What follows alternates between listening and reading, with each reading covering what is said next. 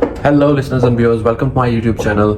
जैसा कि आप लोग जानते हैं, आज England versus Pakistan third T20 match खेला जा रहा है। England is already 1-0 up in the series and so this match is super critical.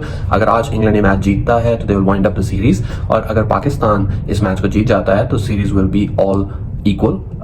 तो इस वजह से आज के मैच की इंपॉर्टेंस बहुत ज़्यादा है। Plus on top of that, आप लोग सब जानते हैं कि हमारे इस वर्ल्ड कप T20 से पहले कोई और वार्म अप मैचेस है नहीं। सो ये दो मैचेस जो हैं, that's gold dust for us, that's our last opportunity to practice before we get into the mega event.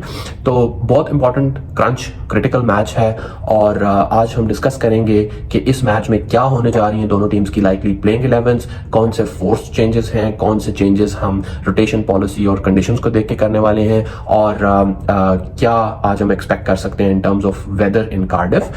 So if you haven't done so already, please like, share and subscribe to my channel, and मेरे साथ बने रहिए and तक इस video में, and hopefully we'll get through this all today. So let's get straight into it. First of all, हम England की team में अगर चेंजेस की बात कर लें तो जो बिग ब्रेकिंग न्यूज आज आ रही है वो सबसे पहले ये है कि जॉश बटलर ना सिर्फ इस मैच से बल्कि इस सीरीज से हो गए हैं out due to his personal commitments, और अब वो आज का मैच नहीं खेल रहे। तो आई वुड से it's a blessing in disguise for Pakistan, क्योंकि बटलर हमेशा ही पाकिस्तान के अगेंस्ट बहुत अच्छा खेलते हैं, और ना सिर्फ खुद अच्छा खेलते हैं बल्कि is also captaining the side, और उनकी कैप्टनसी भी पहले मैच में बड़ी इंप्रेसिव थी।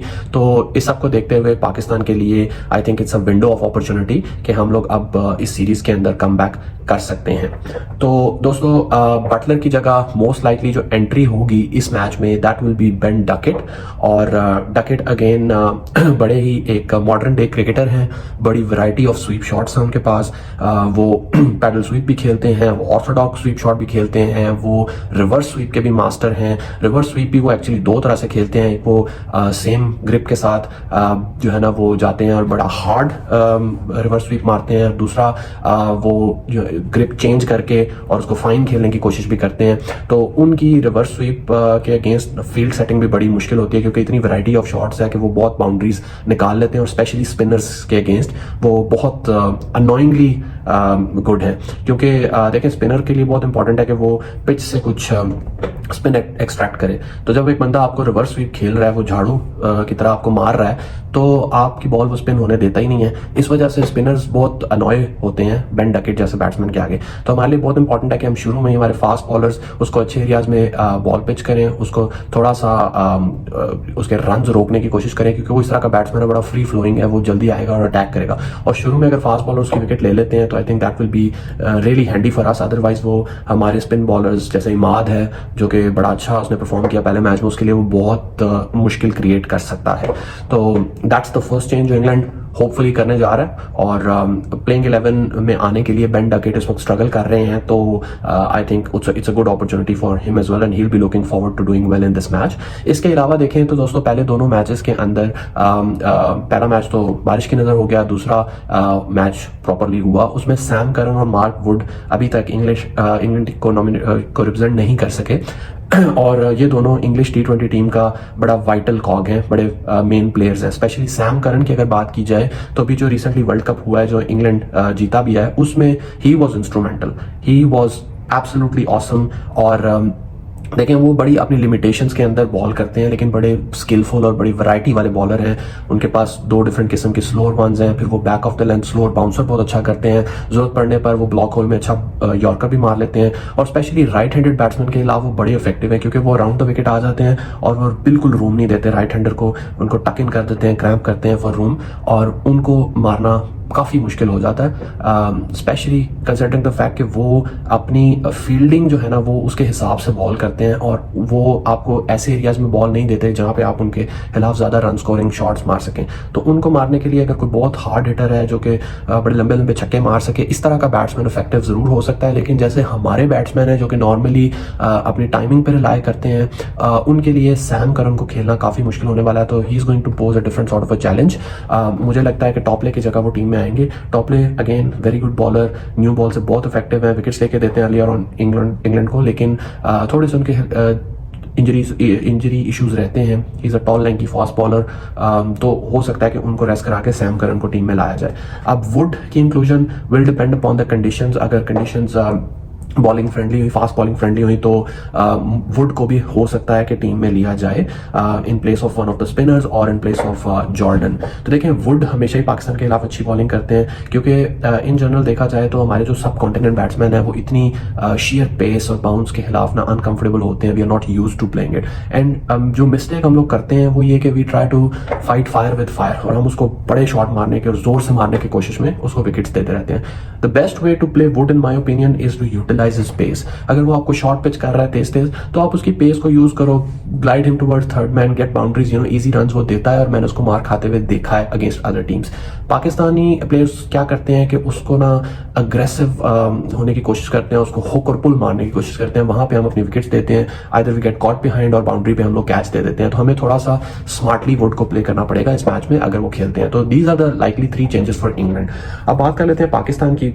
तो देखें, मीडिया में बहुत ज़्यादा इस वक्त शोर मचा हुआ है कि साइम अयूब और शादाब को ड्रॉप कर देना चाहिए, और उनकी परफॉर्मेंसेज नो डाउट अच्छी नहीं है over the last few games. अब हम देख चुके हैं, और शादाब को तो हम पिछले काफ़ी अरसे से देख रहे हैं कि वो बेचारा बहुत ही उसका कॉन्फिडेंस शैटर्ड है, उसका फॉर्म नहीं है और नहीं परफॉर्म कर पा रहा।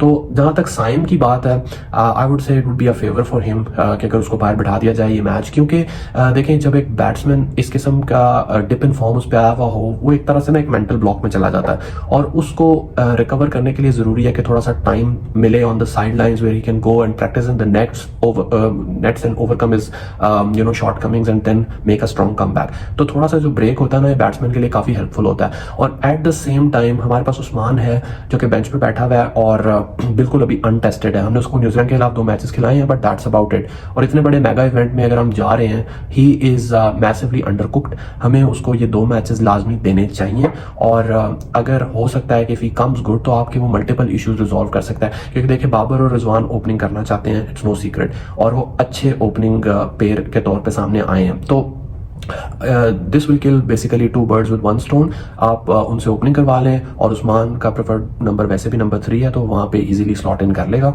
और ये चेंज मैं मोस्ट लाइकली होता हुआ देख रहा हूँ पहले मैच में। अब देखें, शादाब की भी जगह it's a big question mark on him, or I think Abrar, who's been sitting on the bench, warming the bench for several matches now. I think it's finally the right time कि जहाँ पे उसको एक chance मिलना चाहिए to come and showcase his skills against the top opposition।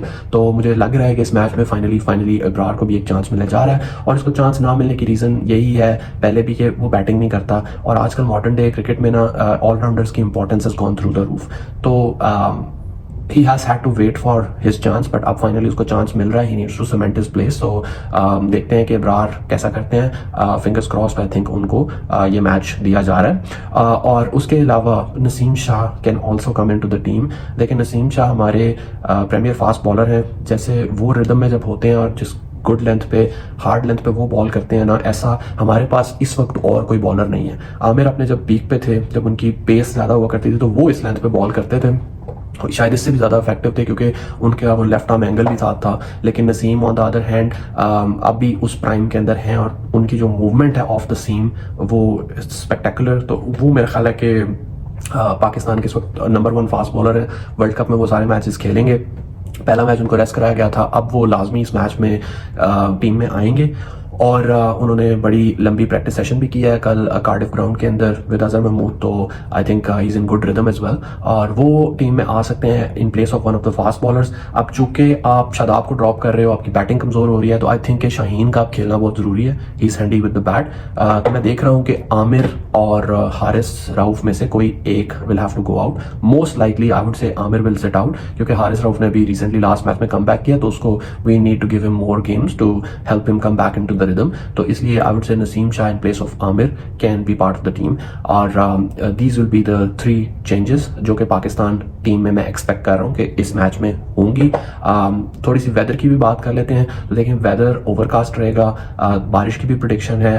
हो सकता है कि बारिश मैच के स्टार्ट टाइम को थोड़ा सा डिले करे और थोड़े से ओवर्स भी कम हो जाए। और अगर बारिश पहले होकर रुक जाती है, तो in that case it will be wet and gloomy conditions. Fast bowlers को बड़ा वो फेवर करेगी। There will be humidity in the wicket, और ओवरकास्ट कंडीशंस जब भी होती है इंग्लैंड में, आपको पता है क्लाउड कवर आते साथ ही बॉल स्विंग और सीम पिचिंग करना शुरू हो जाती है, तो फास्ट बॉलर्स का रोल इस मैच में बहुत ज़्यादा रहेगा। जैसे आपने लास्ट में देखा कि स्पिनर्स ने बड़ा क्रूशल रोल प्ले किया, आई थिंक इस मैच में फास्ट बॉलर्स की गेम बहुत ऑन रहेगी। तो दोस्तों ये था मेरा प्री मैच एनालिसिस। अगर आप लोगों को पसंद आया है, please make sure you subscribe to my channel for such valuable content going forward as well, और लाइक करें और शेयर करें with your friends and family, because I really need your support at the start of this journey. और अगर आपके पास कोई question हो, कोई कमेंट हो, तो प्लीज़ कमेंट बॉक्स में ज़रूर मेरे साथ शेयर करिएगा, and I will try to get back to everyone. Thank you, bye.